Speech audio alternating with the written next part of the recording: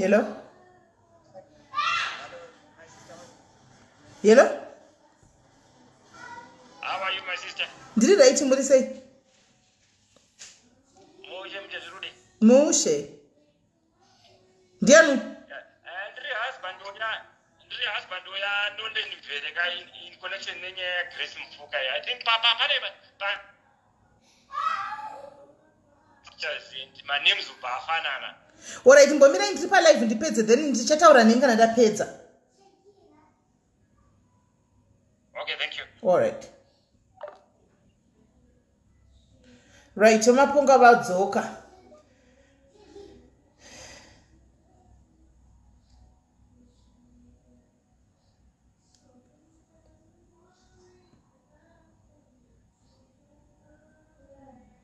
What's going on in network?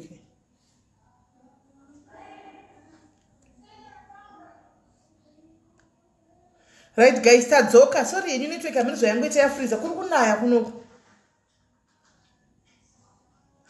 Kurikunaya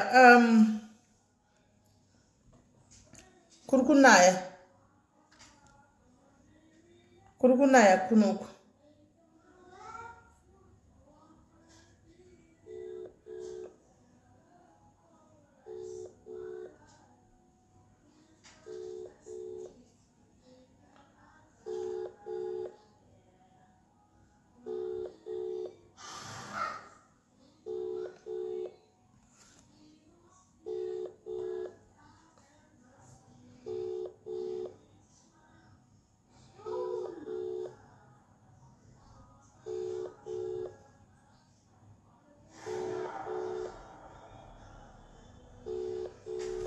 Right, vapunga one avachadaire phone.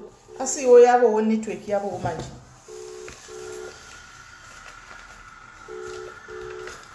Aiwa chepesera nyaya Grace aisiye pa live. Nyaya Grace aisiye pa live. Inyaya post ya Grace yakaisa saka anzi pafana na mazita indi watinoti aitombori nyaya yekuti inouya pa live.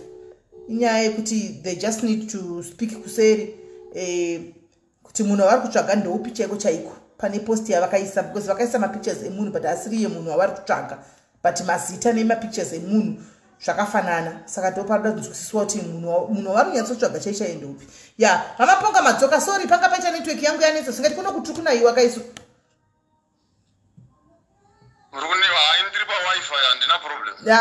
kuno kuti kunaiwa singati kuri kunaya mafladza asvika kuno kumafladza yasaka ari kutepera achitanganisa zvinhu Udzai vafundisi vanamate vamboti in Jesus name mumbotudza kuti vanhu vanotaura mweya ivavo vanogona kunamata vanotaura naMwari isu nokuti vakadisisa vanhu hatina tendero yokutaura naMwari ivo ndo vanogona kutaura naMwari vachiudzwa kuti unofa ndiani unorarama ndiani mari yako mai vako unokuroya ndiani havasi vafundisa ing'anga idzi ini ndachiri kusati zenge tabvunza mubvunzo kuti imi makanga muri mufundisi kuningi uku kuchechi yesavadhai makazosiya maona kuti zvimwe zvakanga zvichiitika here kana kuti makatirega ndiri tangu zvechivanhu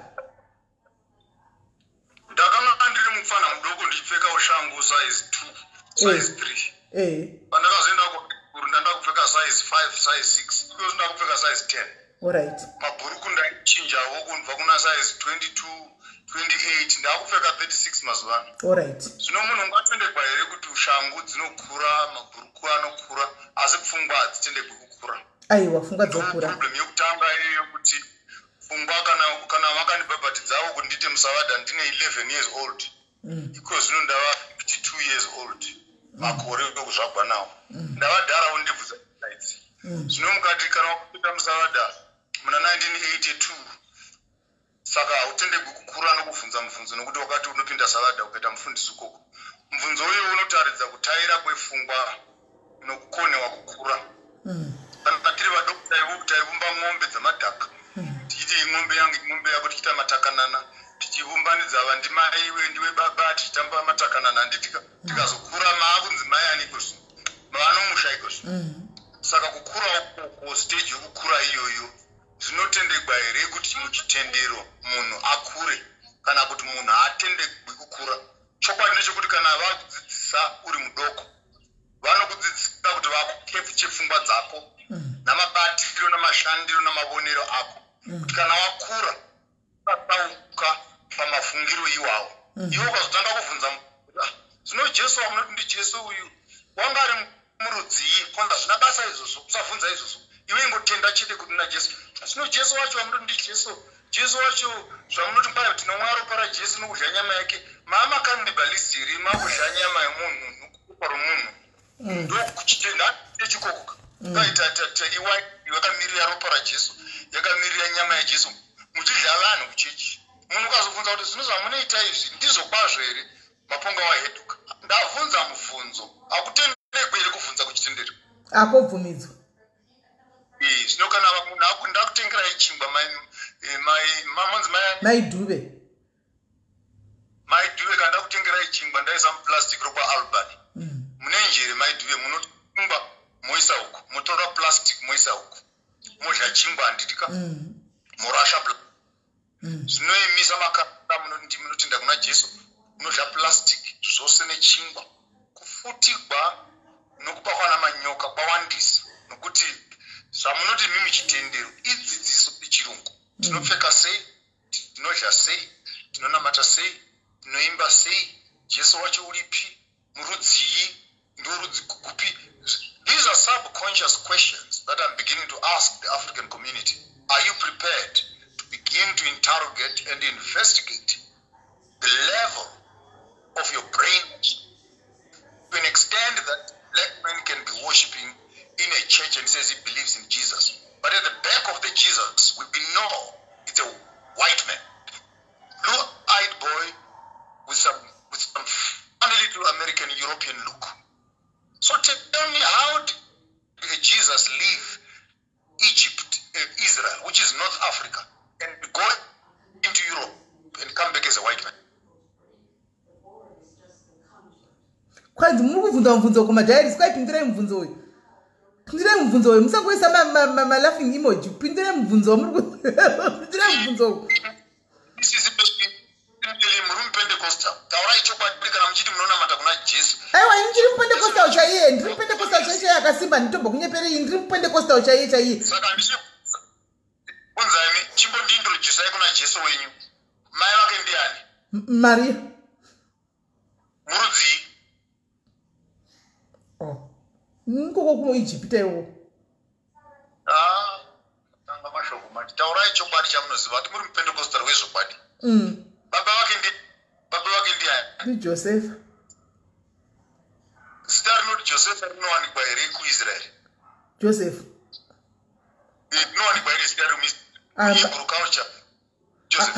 Mazita angu handizozivi kuti anowanikwa here kuti awanikwe. Hakuna munhu anonzi Maria kumaIsraeri. Hakuna munhu anonzi Josefa kumaIsraeri. Hakuna munhu anonzi Jesu kumaIsraeri.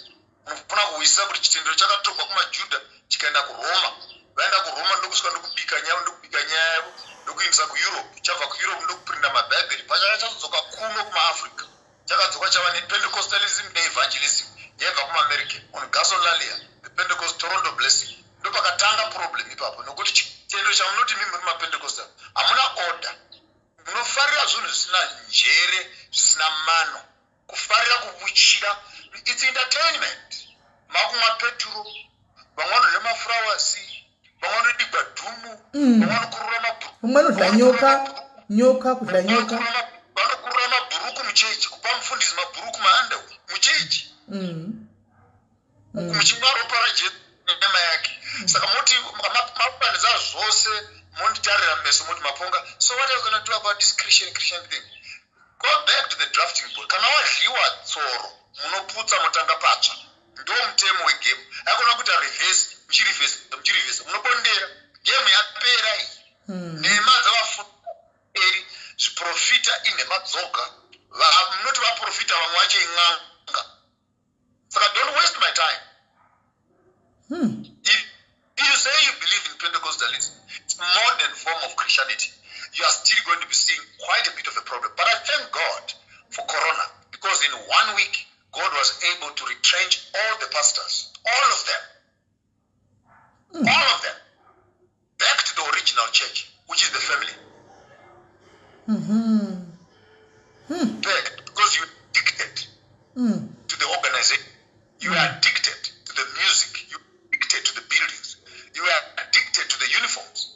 Now you discover the first time in your life that you cannot practice church within the confines of a building and an institution. If there is no church in your heart, number one, there is no church in your family, number two, there can never be a building that is outside. The whole concept, how do we go back to finding ourselves, identity?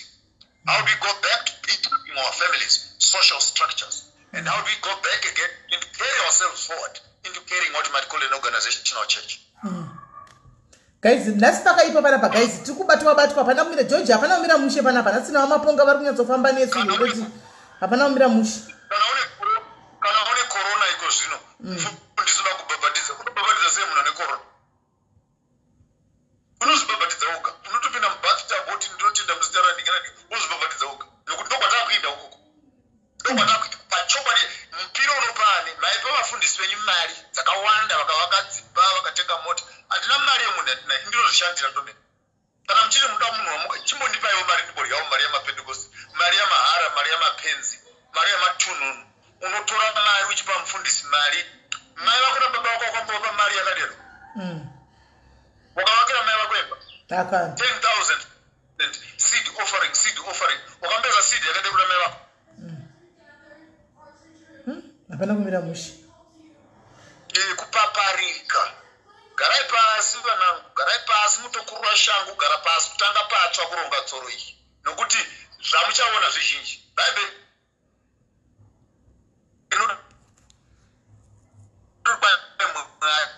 nokuti makaramba chokwadi mukati munofarira nhema. Mwari wakatumira mweya wokurashika muvanhu. Vachitanga kutenda nhema idzodzo sechokwadi. Munokuti it was Wednesday, old people, Thursday, choir practice, Friday. Varume munobikira rini imi chipondudzai isisi Mary. Zvamunogara kuchechi. Varume munobikira rini navana venyu. Tobikira ndadzoka kuchechi. Kutoona mufundisi kutotsiva mapasi kundifugamira pasi. Wakambofugamira murume wako.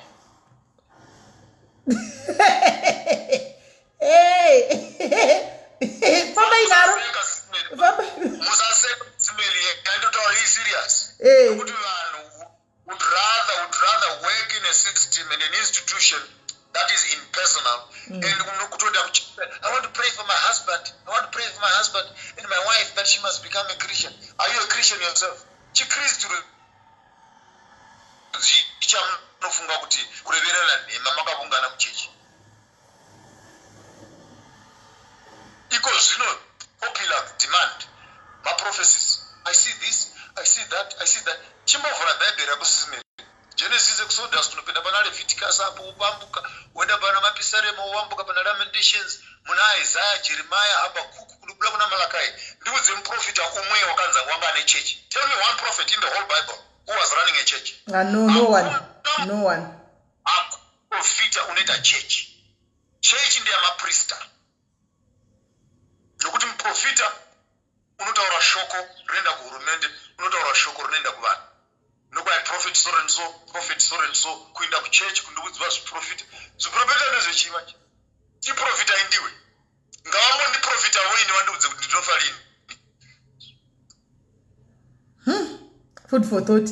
Come on guys, muri kuzonzwa guys, ndakateerera guys. Truly speaking, zvimwe zvinhu we need to toda kubvunza. Ina ndisi kuti munhu ngatevedzera zvitaurwa natikudi but tikuda kuvhurana pfungwa nekuonesana pano. Ende vafundisi vari momo comment section. Number ndakapina. Fonai pa number idzi nokuti vamaponga havasi pa line rine number dzandakapina apo.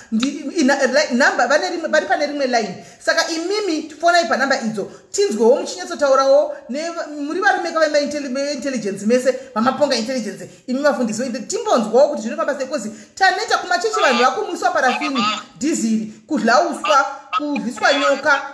Chokwadi hatichazivi. Kudigwa dhumu kumeso handimazviona. Kundani mabhurugwa Avafoni, Sister Mary, don't waste your time. Don't waste your time. What I'm saying here, I can even challenge Angel, Hubert Pachake, Makandiwa Pachake, Chiwenga Pachake. If they are serious, they must step forward. They have taken enough money from people, not Bushiri and the rest of them. They must come forward. Vafundisi nyadzisai vamaponga ichifonai nyadzisai kwanza hamufoni chinyadzisai vamafonga nyadzisai vamaponga mufoni vafundisi tinyatsozwirira chokwadi da kuuya kuchechi but hatichazivi kokuindi vafundisi tinyadzisai vaponga ini nichifonai nyadzisai vamaponga ava fonai tinzwe vafundisi vari panapa varipikwa vafundisi tinyatsonzwa apostle aikei muripi uyai pano apostle musa uyai pano tinzwe vachivengwa muri kupi chiuyai tinyatsonzwisisa kuti zviri kufamba sei vari pari kuchallenge ai pana manzi uyai pana pamutaurirani kwanza hamutofoni imi saka chivanyadzisai mufone tinzwe kuti zviri kufamba sei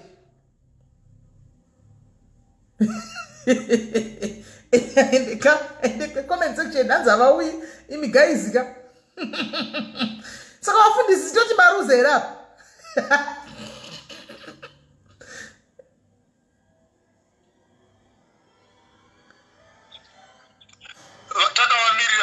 let's push a little bit further.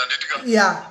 Christianity as we practice it, it does not want to admit to the fact that it has been a colonial tool for further entrenching the African community into a colonial system.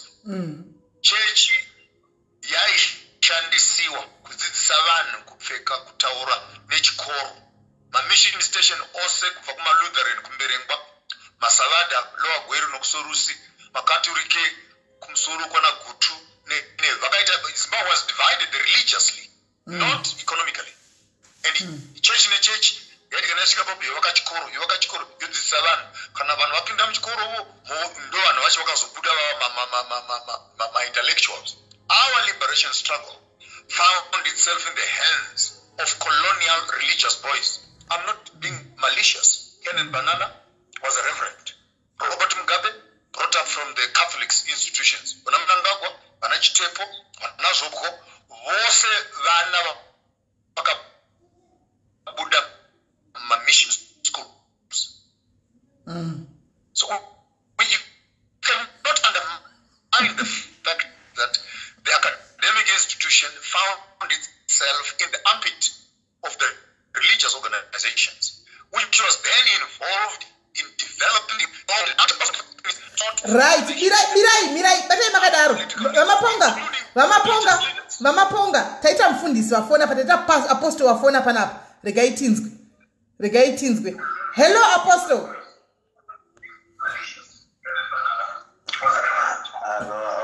Did I apostle Mascara say?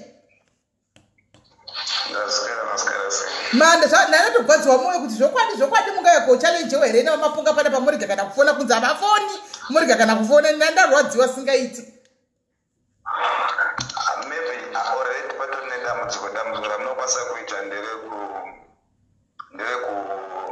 to understand something about the church from a man who is not from the church. That is one error. Number two error is to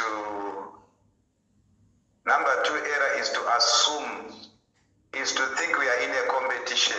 We are not in a competition with anybody. And we are not trying to convince Maponga is even I've been listening to what he's saying. He does not even know what he's saying. But anyway, if we come here maybe to say who knows better, I would rather be at this platform with another man of God, not with Maponga. Jesus Christ is real, and that has to be understood. Whether Maponga is nothing. He does not know what is happening to him. He does not know anything about God. Legally, he does not stand to speak for the church. He can have a problem with the church. That's fine. Anyone can have a problem with the church.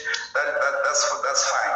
But to come here and spread and think that is his own opinion. God is there, and we don't need to prove it to him. One day he will see it for himself that God is there. So that is nothing to argue about. I thought we as men of God, we are in the position to speak about the church. I cannot as an apostle speak about medicine. I'm not a medical doctor. If I want to understand anything about medicine, I will go to a doctor, humble myself, listen to the doctor. If I have any questions, any discrepancies, anything that I don't understand, then I'll ask the medical doctor to explain to me, not to go to a samboma to try to explain to try to explain pastor. Listen, Jesus in his speaking according to the book of John, he says, they will never understand you. Why? Because you are not from them. You are not from among them. You are from above. So you cannot understand. Even Jesus in his time, the Pharisees were good people they were very good with scriptures. They were very good with scriptures, but they did not understand the mystery of the scriptures. So it is something else to understand the scripture. It is another thing to interpret scriptures. The word of God is Holy Spirit inspired. It is not about intelligence. You can be an intellectual person, but the Pharisees were very intellectual people. They were educated as far as the law was concerned. They were highly educated. This is why every time they would have problem with Jesus. This is why every time they would have problem with what? With Jesus. Why? Because they would confront Jesus with the law. In fact, I'm disappointed to a certain extent. He's trying to confuse you. You are a Christian. Already that tells us what you have not been fully equipped to defend your faith. Because that guy is defending and is standing for the devil. No two ways about it. Any human being is either you align to God or you align to the devil. So what is saying to you and trying to convince you that you are a Pentecostal? Maybe you don't even understand what is Pentecostal. God, the Holy Spirit is not orthodox. It is not Pentecostal. The Holy Spirit is the Spirit from God that teaches people to know God. I understand there can be differences where there are other people there are other men of God who are causing a lot of problems. Yes, even just during the days of Jesus Christ, that was not his focus. The focus was not to attack the false prophets. The focus was to bring the word. We don't spend the time attacking other men of God like what we are seeing these days. One, it's a sign that the church is moved from its place, whereby a man of God will stand up to attack another man of God. And what is that? The devil had successfully fought the church. Now after a backbench, the church is peace fighting itself. Our focus has been broken. That's why people like Mapunga can now come and think they know much, because they are now quoting my mistakes of some other men of God, and they bring them as a validation. Listen to this. No man of God is a template. Jesus Christ is the only template. And the Bible says, be holy as your God, not as your pastor, not as your apostle, not as your prophet.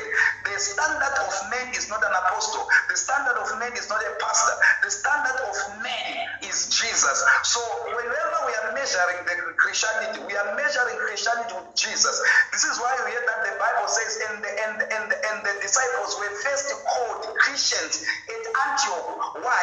They did not go around telling people that we are Christians, but they were observed. After people observed their conduct, how they were doing, then they said, these people, they had been with Jesus, and they called them Christians. They never went there. It's a failure, and I admit that there are a lot of errors in the church, but that does not nullify the fact that Jesus is real. If you have been cheated, if you have got problem, now I will tell you something about money.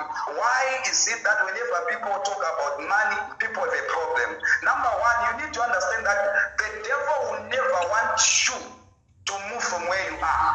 The devil has got no problem with you joining a church. He has a problem with you knowing God. He has a problem. Any person has a problem in a church. I see but they have not given themselves to God first. So it is actually wrong to take money from a man who has not given themselves to God. Because if you have given yourself to God, there's nothing that you can give to God. There's nothing really that you can find. If I love my wife, I don't have a problem, because that giving is an expression of your love. So unless you are being forced, unless you are being coerced, unless you are being manipulated, that is another thing. But you see that every time love manifests, it gives. Who started with it? It started with God. It started with God. God so loved the world. What did he do? He gave his only begotten son. So the fact that you have been cheated by another man of God, the fact that you have a problem with another man of God, and you are bitter and you think everyone is like them, I will tell you this: there are people that are genuine. Number one, there are people with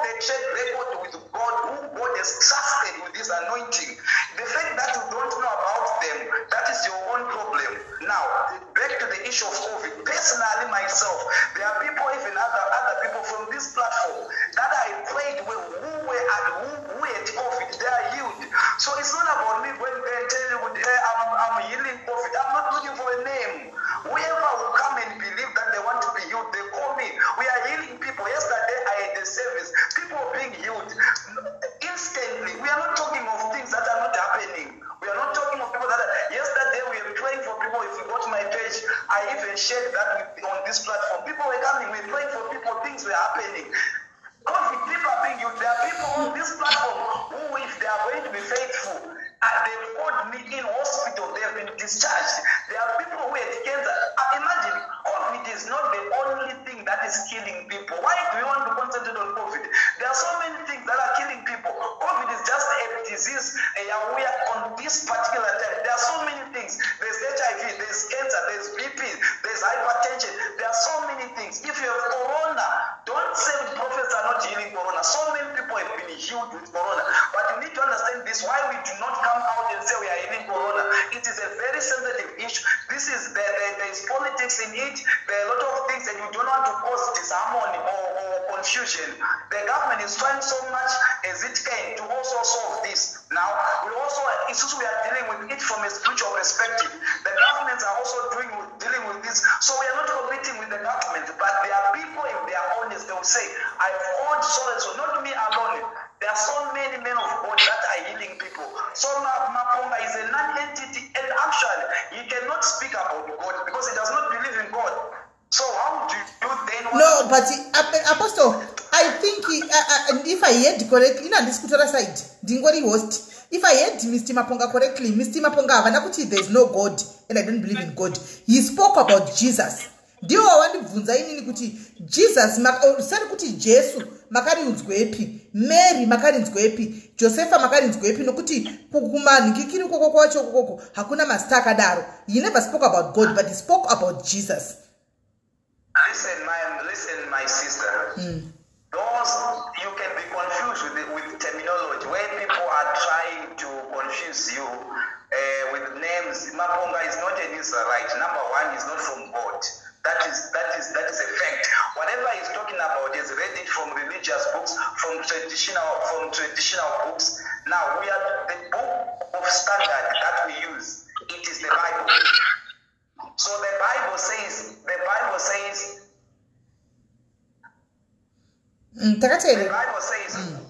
Bible says, holy men were inspired.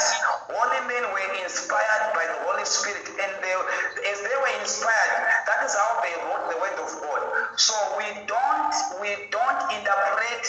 You can be saying something that is very good, where people are listening to you because you are a good orator.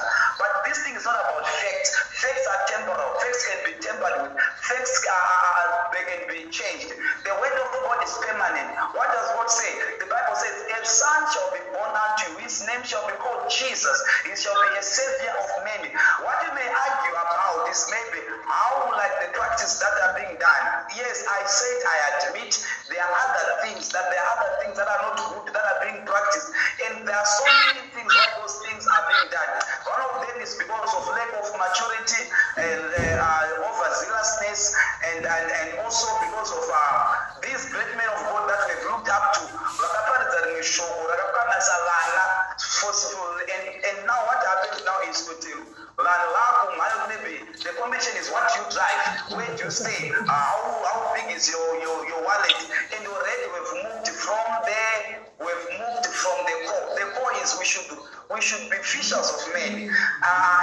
Okay, all right, Apostle. Mirai makadaro vamaponga vachiripo pala ndikai tingonzwa maponga tigonzwa bhekwa muri garai muri papo ende kune vamwe vafundisa kuna kuti toda kuzofona muchafona muchabva na Pastor Brian muchafona imbomirai timbopedza vamaponga kwauya munhu waMwari kwanzi mamusi fiti kutaura zvinhu zveshoko raMwari imi nokuti mamusi waMwari ndo dambudziko rokutanga iroro. Maybe ndinotenda mufundisi vafona namashoko akanaka naakashata avataura. Handina dambudziko ndakura handivhundusidzi neuhere dzakaberekwa zuro. Nyaya anotaura iye haana chaanoziva. iye umfundisi wenyu unotaura iye nokuti kana achiti ame non-grata ame non-essential wapuwa nani tendero kuona mwana wa Mwari iwe nokuti iwe wakaona Jesu wakuona umwe munhu sekuti haasi munhu nokuti iwe ndiwo wava munhu nokuti una Jesu. Pfungwa idzodzo hadzina kunaka. Tendeukai mufundisi, musafamba muchiparidza shoko mune ruvengo mukati morurimi gwenyu gokuda kuidza kurerusa vamwe navo vamwe vanhu. Ina handina kutaura nemi samufundisi, kutaura nesystem yeChristianity. So I want him to recede those words because he is speaking, number one, from a demeaning position, as if he has a superior position of understanding me better than I understand myself.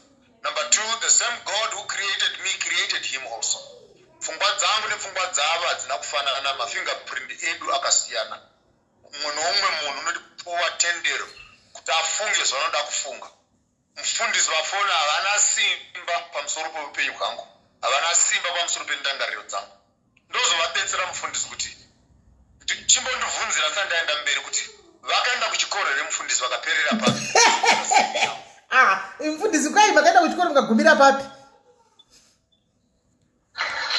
What he's trying to correct me from is the same mistake that is ndinokubetsera mufundisi nokuti kati I'm not qualified. Kati I'm not qualified, you are addressing my academic proliferation. Kana iri nyaya yakuda kutaridza nachikoro, let's go for it. Because I want to show you that you are less academically qualified to engage me in this conversation. So don't go there. Don't bring schooling and try to undermine my academic proliferation on the basis that you are a Pentecostal. Being a Pentecostal does not give you academic qualification. So step down, Mfundis. You want us to engage academically? We can engage academically. But you want us to engage on a social platform? We need to take this conversation out of this platform. So don't become arrogant and rude and demeaning. It's neither pastoral, nor human, nor ethnic, nor African. You are out of line, Mfundis. Withdraw your statements. You cannot say I'm a persona non grata because you and God and Jesus are in one group and you have a chance of looking down on me as if you are superior. You don't do that. You don't engage a fellow person on a public forum and take that platform. But having said that, you cannot, in the midst of trying to protect Christianity, you also pile up yourselves with a lot of shenanigan things that are happening in the Christian community. The Christian community, particularly Pentecostals and evangelicals, you are responsible for the greatest part of the rubbish that is happening in the Christian church today. You cannot undermine that. I'm not saying all of you, but many of you, if not most of you. And in the midst of saying this, we have scandals after scandals from the pastoral team yourselves. And by me addressing those issues, I'm not addressing you. I'm addressing the system which is incubating these people. You don't even have the authority to correct each other as ministers. This is the sad part. There's no peer review. Because you ukarota madeko, ndoleta mfundisi utomuka mangwana ndovhura chechi yako.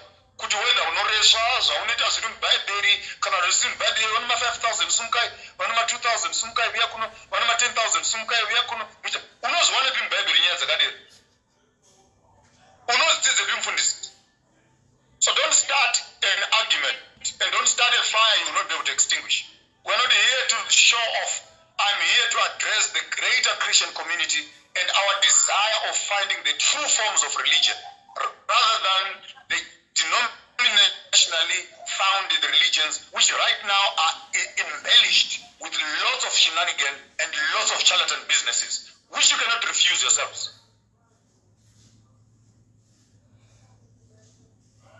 Take a seat in front of this. Take a deep breath. You don't come around and throw that small little weight. Okay, let him finish. Mutaura apostle. Banga rako replastic mfundisi rinovunika. Usapaparika mfundisi.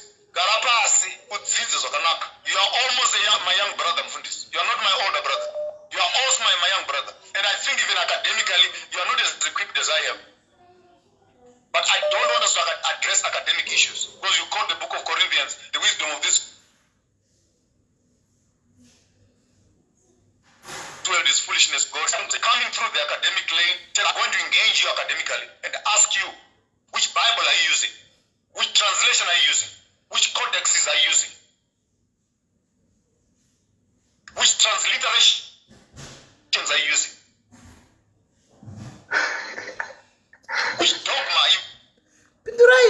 Apostle, pindurai mfundisi, makamirigwa papindura apo. Which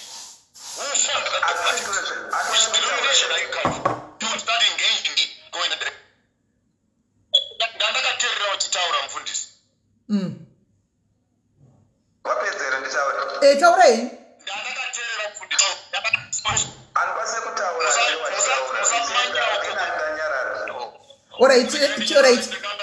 Hazi ndanyarara chitaura henyu. Alright, whatever maybe you've been offended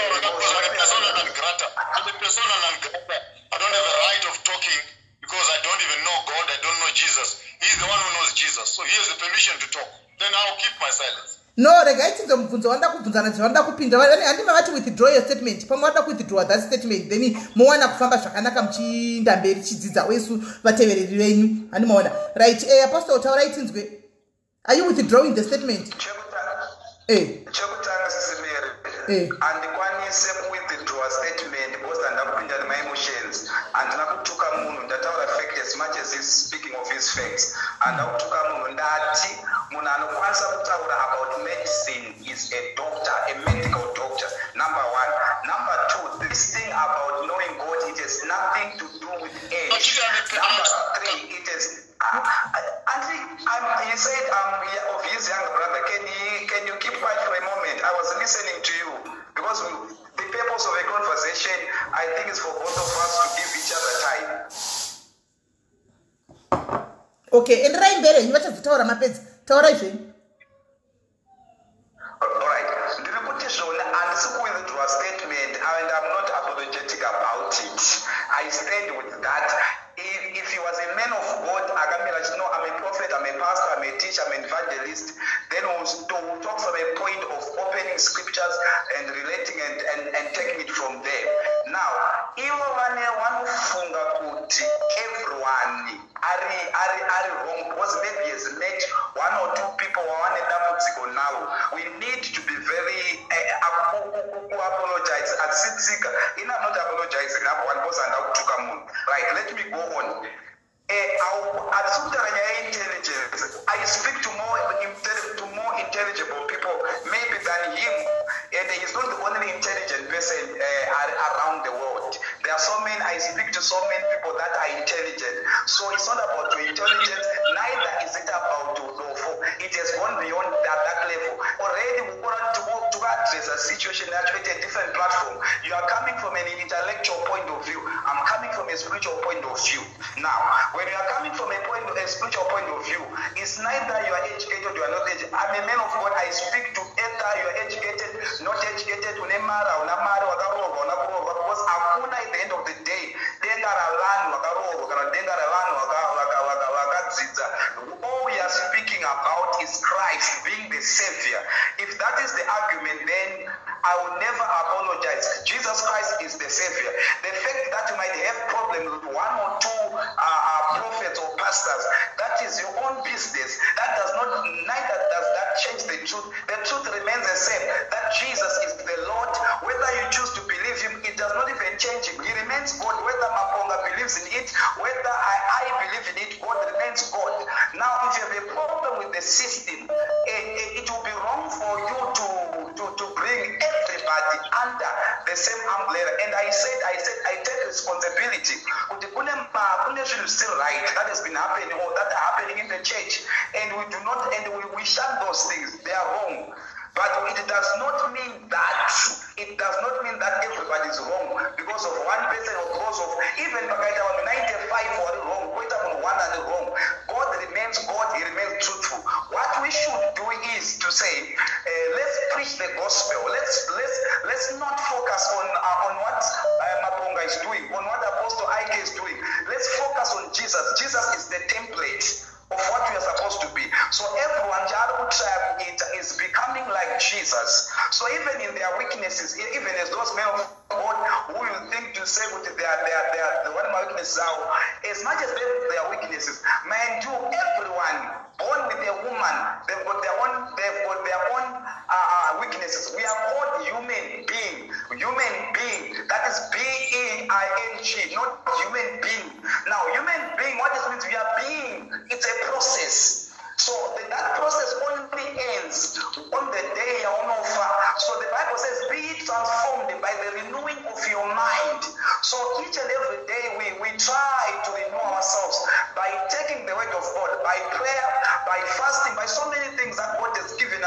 instruments of transformation, one of which is prayer. So, and all other things that are happening, they can be happening because people have moved from the place where they are supposed to operate from.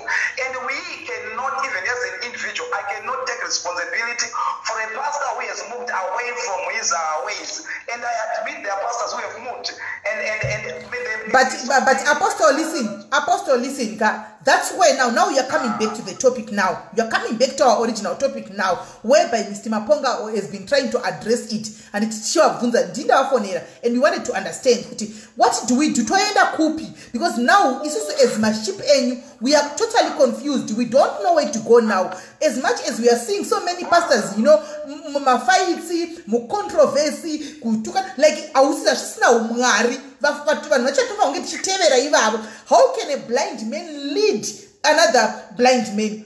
Because they will both fall into a pit.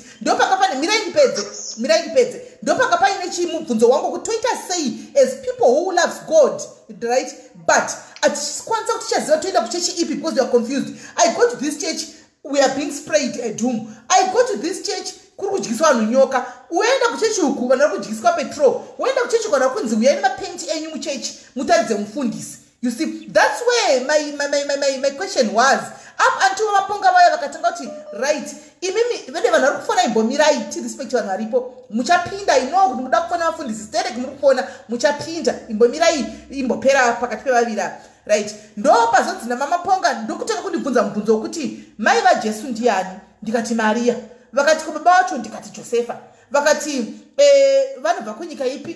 Kuda ndakanganisa ipapo hatisi. Vakati mazita yamakamboona achiwanikwa here kwaanowanikwa ko, why is it Jesu uyu Mulungu indapakoniwa kupapindura? Munogona kutibatsira here kupapindura ipapa paapostoli because indato vatondikavira pasi ipapa vaMaponga. Ndakavigwa pasi paapostoli ndikurera inhima because vandirova nemubvunzo kuti ndatoona ndatabhingirishi musoro munhu zvangu utondibvunza utotadza kuziva asi ndiri mupendekosta wacho ndiri chaiye asi ndakoniwa kuziva kuti zviri kufamba sei. Saka imi chimboti kuda ndimirirewo mumbopindura Maponga kuti Jesu, Maria, Josefa mazita yakwaya hako naMaponga panzi kokoko hako kunonzi kunyika kwari uku kwacho koko hanzi hakuna mazita iwayo. Saka ndaperegwa ini. Alright, problem at Topa Sakita similarly, like what if you are addressing that problem at Topa Sakita and most, and I admit I'm continuing to say that because I want us to be very fair to the topic. Yes. Kune ma-errors aripo akuitika uye ma-errors iwayo acharamba aripo. Now, church too, we have not as a church maybe brought people to God, rather they've been brought to the men of God. This is why some of the time you are not in a position to answer Maponga. Why? Because all you have been taught is to maybe say, I receive. You have not been trained in the way. The first assignment of the men of God is to bring people to God, not to himself. When we bring people to God, when the people have a personal relationship with God, then even other things, those things will not hear them. The reason why we hear of those things, standard yetu ndi Jesu. Apostle aikewa nkwaza kuira. Chimbopindira mubvunzo wabvunzwa naMaponga. Mubvunzo uya wamanga muchidira shira ini chimborashira kuna apostle timbo hwawo kuti vanopindura chikudi. Mubvunzo wokuti chi? Regai vakubvunzei. Vari pawo regai vakubvunzei. Mufundisi. Maponga. Mukagona kutarira position ya mapinda pairi mufundisi. Musaidza kuprotecta Jesu nokuti imi naJesu amunakinda kuchikoro mose. Don't protect your religion. Don't protect truth. Truth will protect you. So you don't need to become an apologist and a defender of lies and falsehood, thuggery and theft that is happening in the Christian church in the modern day, in the name that you are trying to become a Christian. That's not being a Christian for this. The truth is, you must stand with truth, and truth must stand by itself. Imi mfundisi munotora mari yavanhu muchiti munozha mari yomupiro nechegumi. Munopuwa nani tendero yokuzha mari inova imari yaMwari? Mune risiti here inobva kuna Jesu kuti mari yamunotorera vanhu iya makandosubmita kuna Jesu mukapuwa? Mungatipawo here risiti mufundisi kuti mari yamunotorera vanhu iya can you be accountable kuti zvokwadi Jesu vaneiwana mari iyoyo? Nekuti bhaibheri rinotiro kana matora mupiro unozhiwa nechirikadzi, unozhiwa nenherera. Kana matora mupiro uyo mufundisi, munosheya here navanhu vanonzi nebhaibheri vanotendera yokudya mupiro uyoyo, kana kuti munotora yose moisa mumabodo menyu mundochengeta vana venyu? Mune risiti here inobva kuna Jesu kuti mupiro wamakatorera vanhu makore ose awo makandopa Mwari, mukapa Jesu akaibata akakupa risiti no thank you, mari yawakatora yandaiwana iri pano? Kana mufundisi munozha mari yavanhu kuchechi? Mufundisi vedu vadona apa mene chichikuitika iri kutora ingoti connecting amene zviri kuitika foni yako network vadona right pane regai tiunze mwembe anditi vafundisi vacho vakati wandei vangu vachifona regai tione vamwe vambofona apa mufundisi vavaenda kupi vakufona back regai tione right. Hello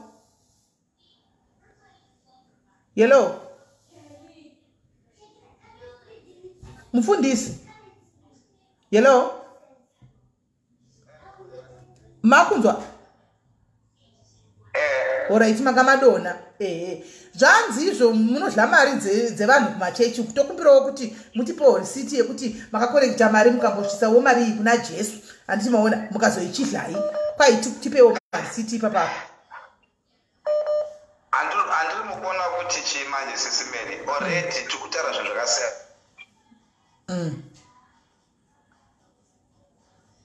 Chapter 1, First Corinthians chapter 1, verse 19. You know, am I not an apostle? Am I not free? Have I not seen Jesus Christ our Lord? Are not you my work in the Lord? If by being not an apostle unto others, yet doubtless I am to you. For the seal of my apostleship are in the Lord. Mine answer to them that do examine. My answer to me, like someone like Maponga. Have we not power to eat and drink? Have we not power to lead about a sister, a wife, as well as other apostles, and as the brethren of the Lord and Cephas? Or only Barnabas? Have not we power to forbear working? Who goeth a warfare? Listen to this one. Who goeth a warfare anytime at his own charges or at his own expense? Who planted a vineyard and eateth not of the fruit thereof? Or who feedeth a flock and eateth not of the milk of the flock? Say I these things as a man, or say it not as the law? As not the law, the same also. Ndipo arikupindura vanhu vakaita zvanakuonga arikubvunzwa ane problem nenyaya dzemari. Arikuti boss problem yatokwasaita ndekuti you think a pastor is not a profession. It's a profession. Now unoona kuti munhu akaenda kwadoctor akanorapwa. Where do doctors get their money from? Where do lawyers get their money from? Where do any other profession get their money from? They get their money from people. I'm speaking from the authority of the word, and more than what I've read. Paul not alisema apostle here, and now the kudya mari here. Ini pandu kunogara mugomwe ndichinamata iwe yaune covid yatadzwa kana kuti nechimwe chatadzwa kunamatira mariyo yapera. That time when I'm doing that, you are not anointed by luck. You are not anointed by luck. Anointing inotoshandilwa. You get what I'm saying? Anointing inotoshandilwa. You are not anointed by luck. Do you know what it takes to be a demonic? How much can you pay for that? How much can you pay for that? I speak from the authority of the word. If you have a problem, don't give your money to apostles. Let those who want to give their money, because it has worked for them. Maybe what you are doing is working for you, but you don't say with your receipt. Mari asipanyika arikudenga we are his representative. Kana ndakatodya ini ndajira Mwari receipt kudai. You see, now we are coming from an intellectual point of view. I'm coming from a spiritual point of view. Where do we see Jesus? We see him in prophets and apostles Even where do we see the devil? We see him in the life of people. So I've answered this one. Right. Vamaponga foni yenyu ndoyekuisa noizi kumashure here. Hanzi ndakudayirai panapa tine authority, hanzi tine authority yekudla mari idzi nokuti Mwari havaonekwi in human form. Saka tinodla isusu on behalf of mari idzi. Noizi kubva kudi.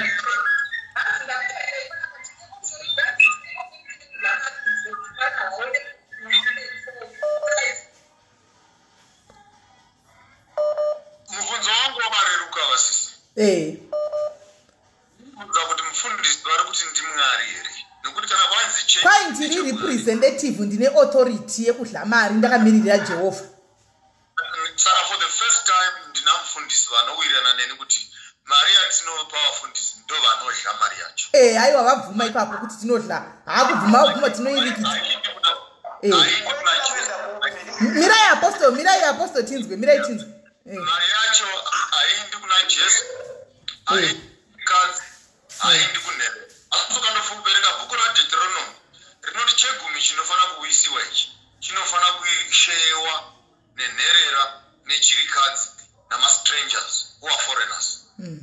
Zvinobvunzo wakareruka very simple. Ndoda kushanda namufundisi wakanaka titange paground.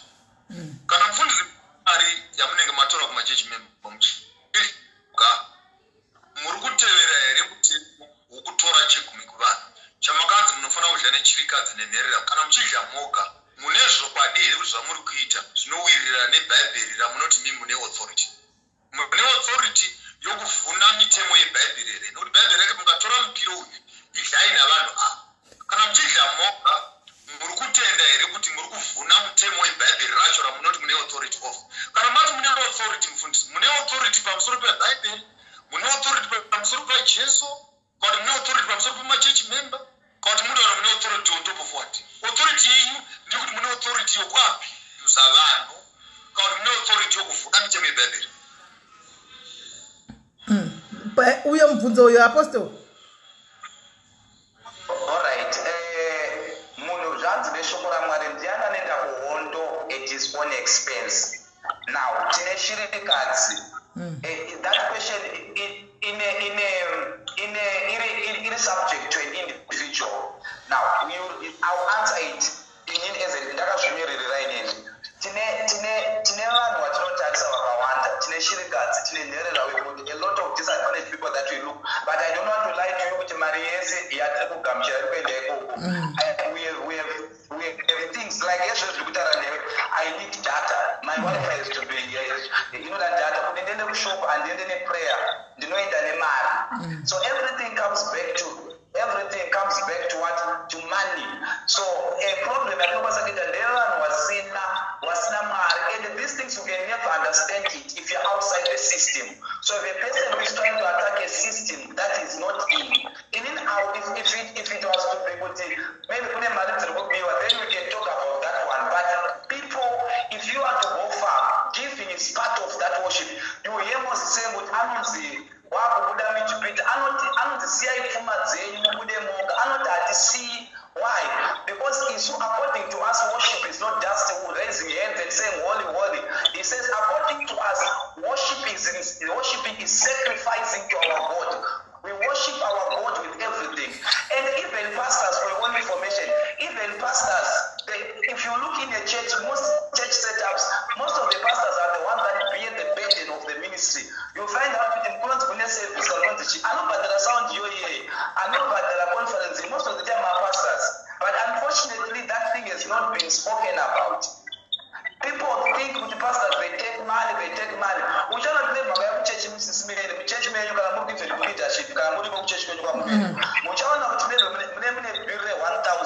Church no wants to raise 300. Where does the 700 come from? It comes from the pastor. So at the end of the day, jealous and they are being used by the devil to attack the church. As much as there can be problems in the church, but do not put everyone or every pastor under the same umbrella. There are pastors who are genuine, there are pastors who are serving God with all their heart. Now maybe I don't want the pastor just say. First has to be committed to God. Number one. And then he saves his people with humility. attitude.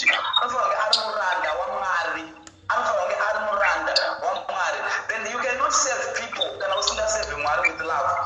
All we come with is to show people how God is. So any other things can be argued because of people's experiences. But every assignment of every man of God is to reveal Christ to people, is to bring people to Christ. Or any other things that people can be free to argue because of their experience. Also, just want to look at the issue maybe the pastors are, and they want to bring those things to every pastor and tarnish every pastor. We are supposed to witness to people. We are supposed, all these other fights are not necessary. What is necessary is for a man of God, every man of God, to go out there and fish out people, because Jesus Christ is coming again. Okay, right. Freely you have been given. Freely you must give.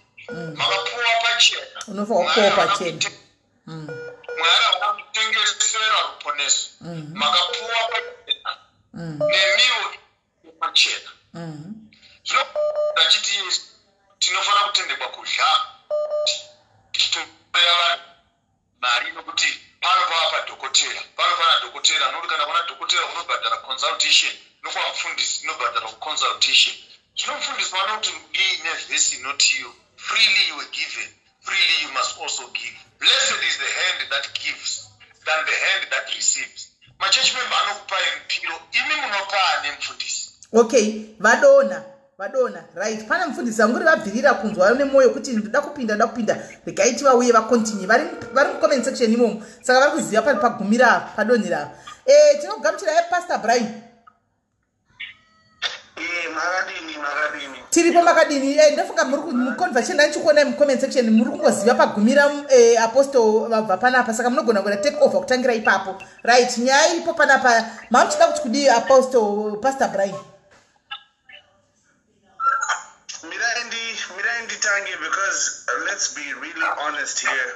My brother Apostle, the way you started this conversation, you ended up getting caught in a string of webs. This is the unfortunate thing. Okay? Yeah, loud and clear. Yes. Okay, good. Let me continue. I think we need to lay down some foundational things before, because the previous caller, Apostle Wangavachita, go all over the place. So I want to kind of come in and be the voice of reason with a bit of calm. Number one, the state of Christianity is indeed in a state. The state of Christianity is in a bad state right now. So I agree with that assessment.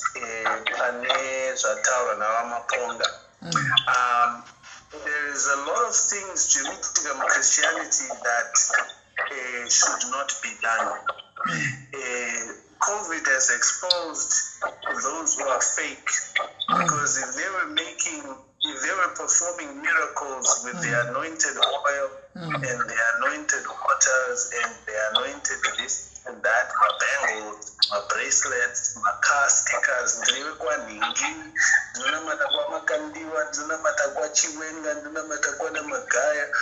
all of a sudden all those ministries just went quiet, and they also exercise social distancing.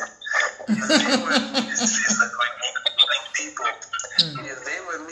that were healing people, our government, Isusu, we are a healing ministry. We are not afraid of COVID. Allow us to congregate in our 20,000s in the stadiums that we rent every week, or in our mega churches. They would have not stopped those services. So the assessment is that they got away with murder when it came to collecting these tithes and offerings. They got away with murder when it came to saying, bring your offerings, pay to speak to me, $120, let me prophesy to you, let me tell you where your life is going. They got away with murder because and they were hoping to to say the man of God is the one who's going to save me. So they put all their eggs in one basket. Saka COVID yauya manje vamwe ana Bushiri vanga vakudimanda kuti send your tithes and offerings, but hatisi kuuya kuchurch one. If you want, say, send a love offering, but don't demand to say send your tithes and offerings. So this is the state of Christianity. All the fakes are being exposed. And I'm sorry, I'll name names and you hate me if you hate me. If you love me, you love me for the truth. So you may as well love me for the truth that I would share even now, even though you say don't do it. And I'm a vaccine specialist. I'm going to vaccine. But Tarot, this is how you get demons to do and perform miracles for you. Jimakandiwa, if you don't follow him, he's on YouTube every Sunday. This is how you get a demon to perform a miracle for you.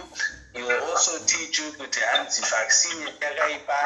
This is the end of the world, the mark of the 666, and so on and so forth. Those later anamakandiwa. If you don't know it, is because wakajikiswa. And even here makandiwa katawega.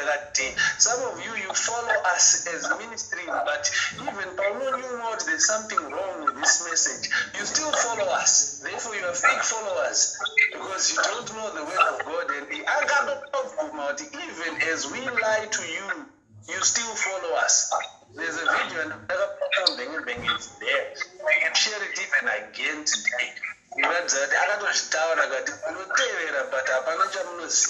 just want to be spoon-fed, so therefore you're very easy to mislead. This is the problem that we have. This is the problem that we have. So our Bonga, me and you have met and we don't so much as get along. But your assessment of the condition of the Christian faith is correct. There are so many charlatans. There are so many false prophets. They have deviated from the principles and the foundational thing of Christianity. This is the truth. I hate to admit it, but even if your clock is wrong, even a dead clock is right twice in a day. And I'm not saying you're a dead clock, but even though we don't get along, your assessment of that situation is correct. Okay. Now the problem with this previous caller is he happened to get emotional when he was talking to you. So therefore he didn't address what was asked. Instead he decided to address a vendetta that he had with you. So obviously the conversation went in the wrong direction. I'm sorry that you got caught up in being insulted, but let's get to the matter of how this can be solved. Anditi. Number one, I want to ask Ramaponga, what is his position on who Jesus Christ is? Okay. I want to ask him what his position on who Jesus Christ is. Is he the Messiah? Is he just another prophet? Is he God himself? If you could just answer that, at least it will help when we continue discussing. So I know where you stand on that particular position. Okay. Ramaponga, there is a question there. From a biblical perspective, I'll give him two answers. I'll give him an academic answer. I'll also give him a social answer. Let me begin off with a biblical answer. The biblical answer is based on the historical development of the biblical text. To mention that Kristu kana chitendero chinotanga kuma Juda apo kuma Hebrew soro peikipita nePalestine mazuva akare yaitonzi North Africa ichireva kuti ugaro hwedu ukadarika Limpopo, udarika Zambezi, udarika Congo, udarika Kafue, then Congo, udarika Serengeti, kwizigwechi 6 unenge watosvika chaiko, udarika kusvika pananayi, unenge watosvika munanayi pambamira kubva Zimbabwe nokudarika nzizi nashanu watosvika chaiko munyika yakaberekwa Messiah wacho unotaurwa iye. Saka pakutaura nenyaya yehistory kana kuri kuti Jesu akaberekwa, haana kuberekwa kuAmerica, haana kuberekwa kuEurope, wakaberekwa muno muAfrica. Hazvigoni kuti waizovanda kuno iye ari munhu mutema. Hazvina kururama kudzidzisa vanhu chidero kuti Josefa madzikoma ake aikona kumuona kuti ndiJosefa iye ari murungu achigara namaIgipiti. Saka tambokuisa history chiti tigogona kurongedza zvakanaka. Chitendero chikana chatanga mumaHebrew muNorth Africa ndobva chazopinda pavhese yakaitwa namufundisi vaapostoro vambouya pekutanga ndobva chazoenda kuRoma. Asi chiri muzhira kuenda kuRoma chakauya kumaEthiopia. Ukarangarira mazuva akare kuno mukadzi wainzi Bathsheba uya naQueen of Sheba vanga vari mudzimai waSolomon.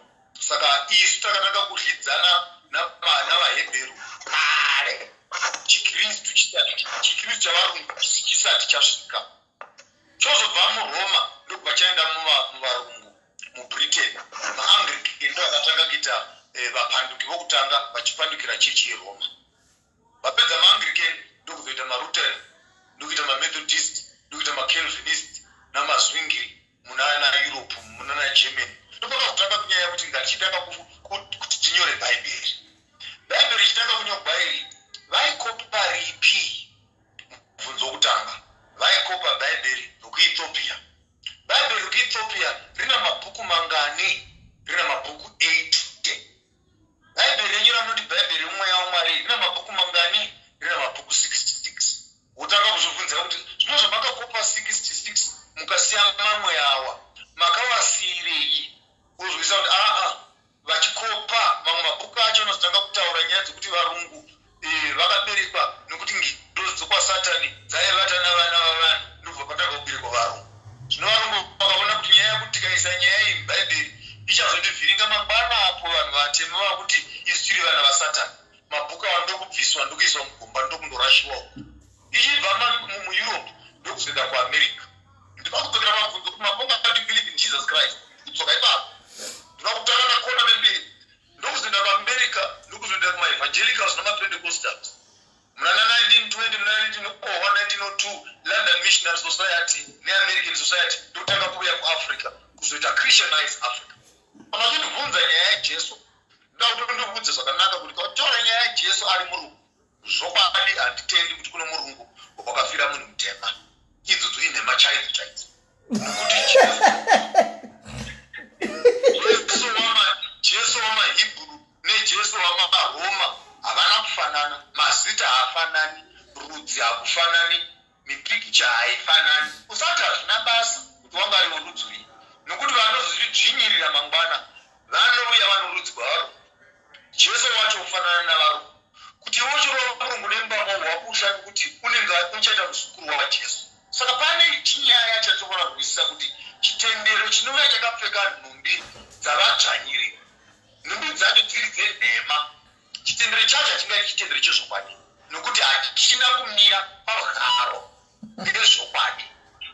Jesu wamunoti Jesu kana watsinzina kana Jesu ari murungu idhimoni iroro, nokuti Jesu murungu iye haana kumboberekwa. Hakuna munhu unonzi Jesu, nokuti zita rinonzi Jesu rakauya pamaalphabeti edu 500 years ago. Chimboverengai vana kuda kudzidza 500 years ago maItalian ndo vakazowedzera zita rinoti J paalphabeti. Jesu vakaberekwa 1500 years earlier. Mubvunzo kuti saka zita ravo rainzi ani? Nokuti ramakavapa iri 500 years ago ranga risiko musi wavaberekwa. Saka zita ravo rainzi ani? Saka ndichiti Jesu haana kuberekwa. Ndiri kutaura nenyaya yechirungu kuti in terms of academics we cannot give a name to a person who was non-existent, because the letter J only appears 500 years ago. That's when the word Jesus begins to appear in vocabulary. So don't ask me what is my position on Jesus, because they're asking me that question based on an academic platform. I'll tell you that the name you're asking me to confess on is non-existent in its geographical system level. Zita racho hariwanikwi muhistory, rinowanikwa mumatranslation eRoman Catholic Church. Therefore, I will not agree that I believe in a Catholic Jesus who never existed, who never died. Because the person who died on the cross, his name was not Jesus. The man who died for my sins, his name was not Jesus. Because Jesus' name, take note, the name Jesus was non-existent. So why are we afraid of researching as pastors?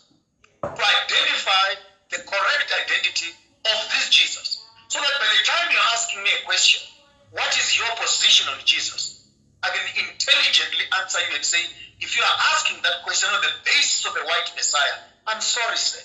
I don't believe in a blue-eyed white boy who died for my sins. I don't believe he ever existed. Because that name, academically speaking, only arrived 500 years ago. It was non-existent. 1,500 years ago. A social answer.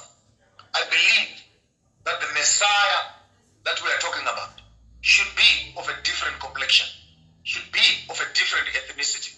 Question for you. The African accepted Jesus because he was white. When he finally comes out as a black man, will white people believe in him? Yeah. Hey, Pastor Brian, mapindurwa. Actually, Andivundutsu and Nema long responses. Here's the thing. I simply asked you what your position was on who Jesus was. I did not ask you to go into the history or whether the letter J did or did not exist in Hebrew. That is not what I did. So what you are doing is you are going all over the place. Whether you deny or you accept that name, you know what is being asked of you, but you decide to go on a long-winded response. This is where now people assume wisdom because you give these long answers. Nobody said for you to believe in a blue-eyed Jesus. But obviously his heritage was from the land of Israel, lest we deny what the scriptures say as to where he was born and where he came from. So therefore his complexion will be as one who is from Israel, but definitely not